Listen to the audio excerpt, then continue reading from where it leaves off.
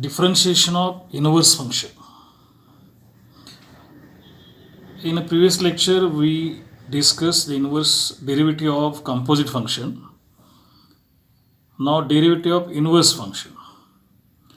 Theorem: if y is equal to fx is differential function of x such that inverse function x is equal to f inverse y exists, then x is differentiable function of y, and dx by dy is equal to 1 upon dy by dx, where dy by dx is not equal to 0.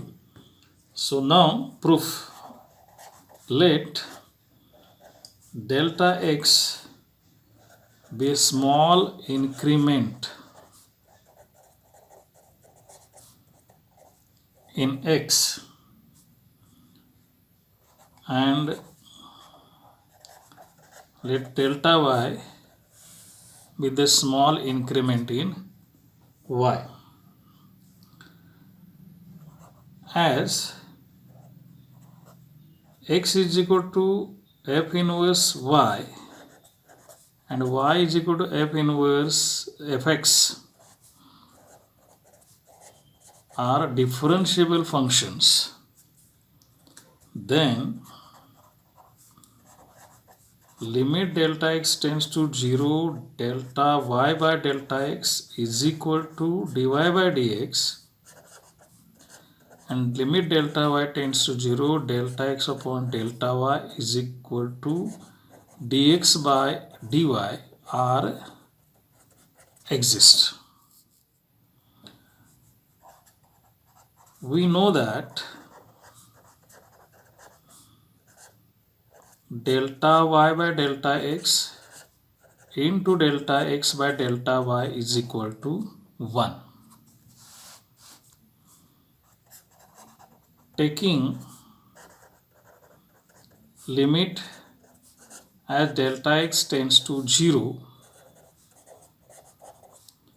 on both sides.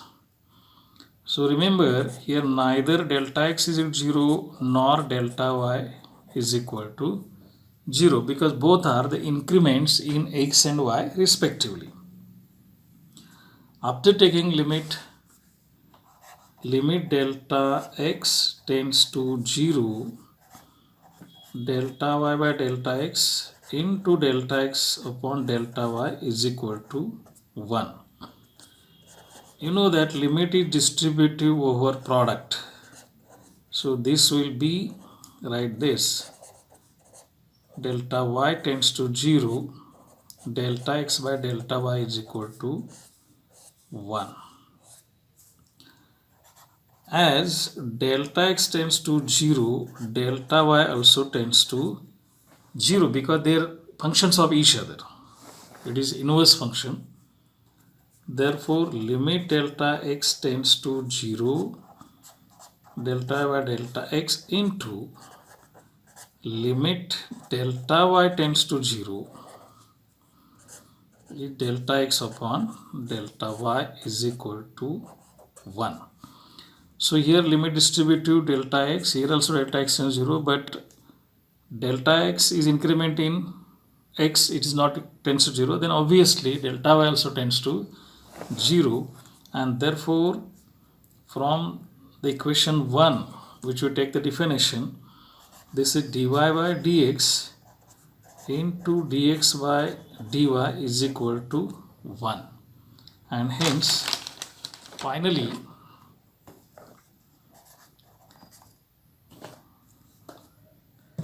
dx by dy is equal to 1 upon dy by dx, where dy by dx is not equal to 0, hence the proof.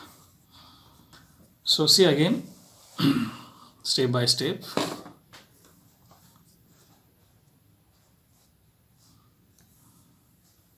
Delta x be the small increment in x, delta y be the small increment to y. As x is f inverse y is f inverse x are differential function, then these two limits are exist. Got it? We know that the product is equal to 1 provided both are not equal to 0. Taking limit on both sides, this is simple. Limit distributive over product. Delta x tends to 0, then obviously delta y also tends to 0. So we can change this here, and by the equation number 1, dy by dx into dx by dy is equal to 1. That is dx upon dy is dy upon dx. Got it? Now take derivative of inverse trigonometric function. First we'll derive these all, and then afterwards we'll solve the examples based on these. So if y is equal to sin inverse x, minus 1 less than equal to x less than equal to 1, and minus pi by 2 less than equal to y less than equal to pi by 2, then derivative of sin inverse x is 1 upon root 1 minus x square. Now second, y is equal to cos inverse x minus 1 less than equal to x less than equal to plus 1, and 0 is less than equal to y less than equal to pi. Then dy by dx is minus 1 upon root minus x square. Just like the proof of the sin inverse x, y is equal to cos inverse x. Then we convert in terms of x, differentiate with respect to y, and use another derivative of cos y is minus sin y. So it is in x, so we have to convert in terms of x, so under root sin square y. So there is no problem up to this. But by this condition, 0 less than y less than pi, this implies y lies in quadrant number 1 and 2. And you know that sin y is positive in both first and second quadrant. By ASTC, in the first quadrant all trigonometric ratios are positive. Second quadrant AS means sin is positive.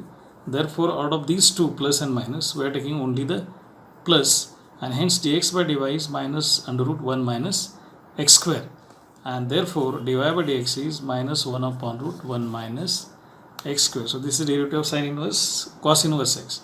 Derivative of sin inverse x is plus 1 upon root 1 minus x square, and derivative of cos inverse is minus 1 upon root 1 minus. Now third trigonometric ratio is y equal to tan inverse x. Fourth is cot inverse x. Purposefully I have written in front of each other, so you can compare their proof. Given y is equal to tan inverse x, this can be written as x is equal to tan inverse y. Differentiate with respect to y, we get it is dx upon dy is sec square y. This is 1 plus tan square y. For the sin inverse x and cos inverse x, we were taking only the positive terms, so it was only cos y or sin y. So under root we are taken, so we have to choose only the positive. Here it is a square, and square of every real number is positive, so no problem here. So it is no need to impose more conditions. Therefore dy by dx is 1 upon dx by dy by the theorem of inverse function, derivative of inverse function. Therefore dy by dx is 1 upon 1 plus x square. This is the derivative of tan inverse x.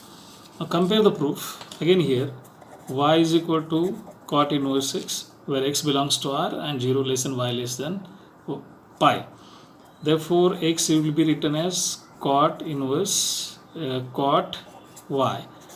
Differentiate with respect to y, this will be dx by dy is minus cosec square y. Again this term is positive, but derivative of cos is minus, so it occurs the minus sign. This can be write as 1 plus cot square y by fundamental identity, and this is nothing but minus 1 plus x square. This is dx by dy.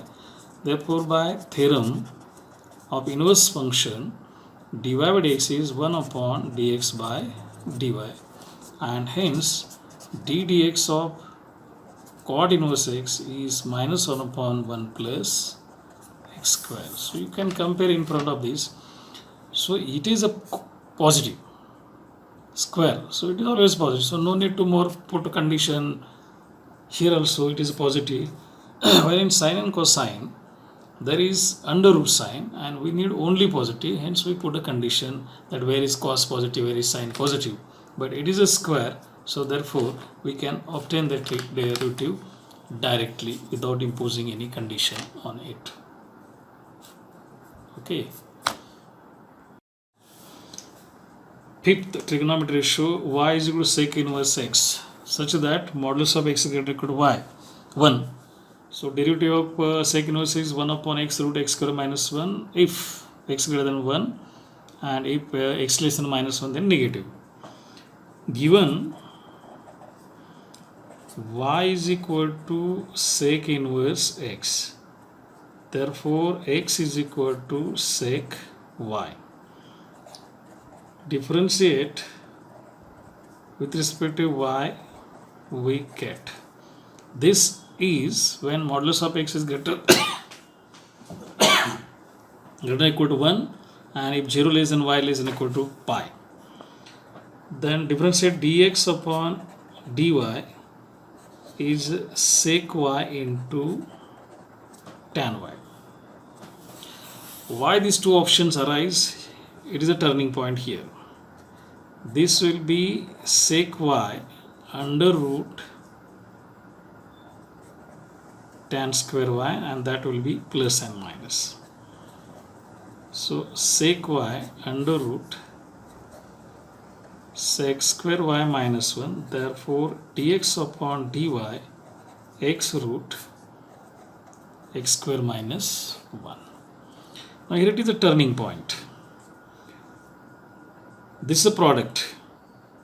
This will be positive, either both are positive or both are negative.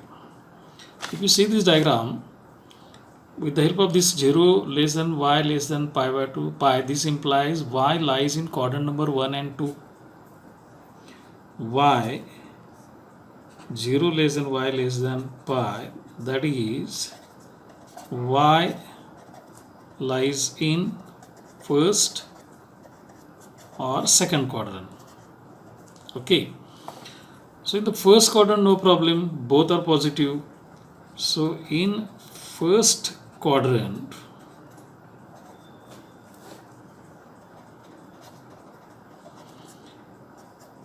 sec y into tan y is positive, both are positive.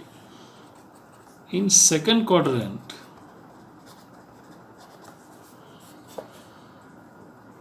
according to STC, both are negative. So that's why negative into negative is again positive. So in the quadrant number 1 and 2, this product is positive. Therefore, this is very important. Now for x is greater than 0, then now about the x it is positive, it is also positive. So both are all are the positive. It is plus and minus, it is plus and minus. We take only the positive. Now come to this condition. If x is greater than 1, if x is greater than 1, x root x square minus 1 is a positive, because it is greater than means obviously it is positive, then its product. Now if x less than minus 1, this is minus 1, okay, and minus 1 square is again positive. Now minus 1 is less than 1 means numerically that number is greater than minus 1. So therefore this term is positive, and as I told you, we are taking the positive only. Therefore dx by dy is x root x square minus 1 when x is greater than 1, and it is minus x root x square minus 1, it is a positive, minus into plus is a minus, it is when x is less than minus 1, and hence finally dy by dx is 1 upon dx by dy by the theorem on inverse function, derivative of inverse function. So that's why derivative of sec inverse x are two different, 1 upon x root x square minus 1 when x is greater than 1, or minus 1 upon root x under root x square minus 1 when it is less than minus 1. That's why these are the two different terms. This is very important. As I told you, it is a positive. So dx by dy have two different values when x is greater than 1 and x. And the last sixth trigonometric ratio y is cosec inverse x. If you understood the proof of sec inverse x, this will be simple. Given y is equal to cosec inverse x, when modulus of x is greater than or equal to 1, y lies between minus pi by 2 plus pi by 2, y should not be equal to 0. This can be written as cosec y. You know that differentiate with respect to y, we get dx by dy is minus cosec y into cot y. This minus sign changes the values. Sec inverse x 1 upon root x square minus 1 for this condition and minus for this condition, because derivative of sec is positive. Now again we have to show that these two are positive.